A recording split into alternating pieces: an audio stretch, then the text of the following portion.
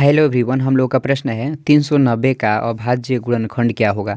तो चलिए दोस्तों 390 का अभाज्य गुणनखंड निकालते हैं और निकाल कर देखते हैं कि 390 का अभाज्य गुणनखंड यानी कि प्राइम फैक्टर क्या होता है। तो ध्यान दीजिएगा दोस्तों, क्या करेंगे 390 जो संख्या है इसको यहाँ पर कुछ इस प्रकार से लिख लेंगे।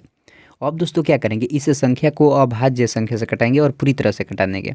तो ध्यान दीजिएगा 390 जो संख्या है इसका इकाई का अंक यहाँ पर 0 है, इसलिए क्या करेंगे इसको सबसे पहले हम 2 से कटाएंगे। ध्यान दीजिएगा दोस्तों, यहाँ पर तो पहले 3 है, तो दोस्तों हम देखेंगे कि 2 के पहाड़ा में 3 आता है। तो जैसा कि दोस्तों हम लोग जानते हैं कि 2 के पहाड़ा में 3 नहीं आता है, तो अब क्या करेंगे, देखेंगे कि 2 के पहाड़ा में 3 से कम कोई अंक आता है तो 2 आता है। कितने बार में? एक बार में। इसलिए दोस्तों क्या करेंगे, इस 3 को 2 बनाने के लिए इस 3 में से इस 9 के पास से एक भेज देंगे। दोस्तों ध्यान दीजिएगा, यहाँ पर तो 3 था, लेकिन 3 में से जब हम इधर एक भेज दें कितना होगा, 2 हो गया। अब क्या करेंगे दोस्तों, इस 2 को इस 2 से एक बार में कटा दें, क्योंकि 2 1 2 होता है। ध्यान दीजिएगा, इस 9 के पास 1 आया हुआ है, तो 1 और 9 मिलकर कितना होता है, 19 होता है। तो अब हम देखेंगे कि 2 के पहाड़ा में 19 आता है। तो जैसा कि हम लोग जानते हैं कि 2 के पहाड़ा में 19 नहीं आता है, तो अब देखेंगे कि 2 के पहाड़ा में 19 से कम कोई संख्या आता है तो 18 आता है। कितने बार में? 9 बार में। इसलिए दोस्तों क्या करेंगे, इस 19 को 18 बनाने के लिए क्या करना होगा, इस 19 में ले इस 0 के पास 1 भेजना होगा। तो चलिए हम भेज देते हैं। तो ध्यान दीजिएगा, यहाँ पर तो 19 था, लेकिन 19 में जब हम इधर 1 भेज देते कितना हो गया, 18 हो गया। अब क्या होगा, यह 18 जो है यह 2 से 9 बार में कट जाएगा, क्योंकि 2 9 18 होता है। ध्यान दीजिएगा दोस्तों, इस 0 के पास 1 आया हुआ है, तो 1 और 0 मिलकर कितना होता है, 10 होता है। तो अब क्या होगा, यह 10 भी 2 से 5 बार में कट जाएगा, क्योंकि 2 5 10 होता है। यहाँ पर तो 195 आ गया। तो ध्यान दीजिएगा 195 जो संख्या है, अब देखेंगे क्या ये 3 से कटेगा।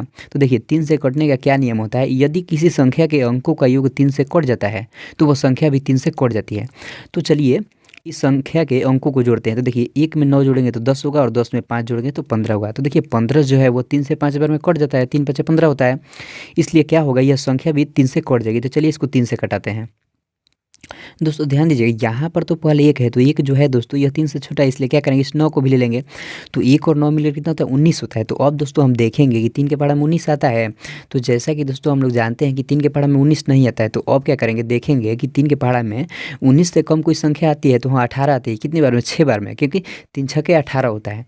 इसलिए दोस्तों क्या करेंगे, इस 19 को 18 बनाने के लिए क्या करना होगा, इस 19 में ले इस 5 के पास 1 भेजना होगा। तो चलिए भेज देते हैं।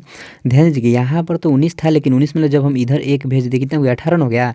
और अब क्या होगा, ये 18 जो है यह 3 से 6 बार में कट जाएगा, क्योंकि 3 छक्के 18 होता है।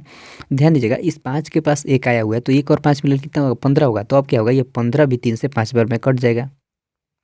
ध्यान दीजिए दोस्तों, देखिए यहाँ पर तो 65 आ गया। तो देखिए यह जो संख्या है इसका इकाई अंक यहाँ पर 5 है, इसलिए क्या होगा, यह संख्या 5 से कटेगी। तो चलिए इसको 5 से कटाते हैं।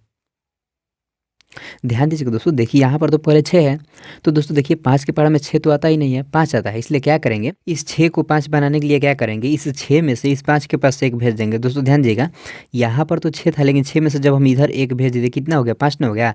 अब दोस्तों क्या होगा, यह 5 जो है इस 5 से एक बार में कट जाएगा। ध्यान दीजिएगा, इस 5 के पास 1 आया हुआ है, तो 1 और 5 मिलकर कितना होता है, 15 होता है। तो अब क्या होगा, यह 15 जो है यह 5 से 3 बार में कट जाएगा, क्योंकि 5 3 15 होता है। यहाँ पर तो 13 आ गया। तो जैसा कि दोस्तों हम लोग जानते हैं कि 13 जो है एक अभाज्य संख्या है, तो 13 को 13 से घटा देंगे तो ये एक बार में कट जाएगा। ध्यान दीजिएगा दोस्तों, अब हम यहाँ पर कुछ इस प्रकार से लिखेंगे।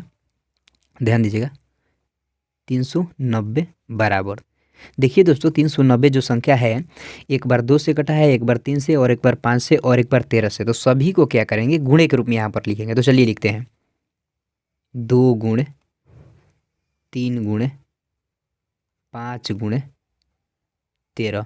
तो दोस्तों जो यह आ गया ना, 2 गुणे 3 गुणे 5 गुणे 13, यही क्या हो गया, इस 390 का अभाज्य गुणनखंड यानी प्राइम फैक्टर हो गया।